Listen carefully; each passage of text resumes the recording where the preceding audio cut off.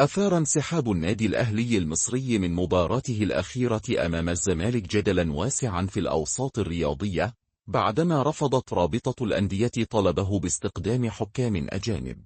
وتباينت الآراء داخل إدارة الأهلي بشأن إمكانية الانسحاب من الدوري المصري، في ظل مخاوف من فرض عقوبات قاسية على النادي، إلى جانب القلق من تراجع المستوى البدني للاعبين، ما قد يؤثر على أدائهم في منافسات دوري أبطال إفريقيا وكأس العالم للأندية. في المقابل، يتمسك نادي الزمالك بتوقيع عقوبة على الأهلي، حيث يرى أن ذلك قد يمنحه فرصة للمنافسة على لقب الدوري أمام بيراميدوس، أو على الأقل ضمان المركز الثاني المؤهل لدوري أبطال إفريقيا.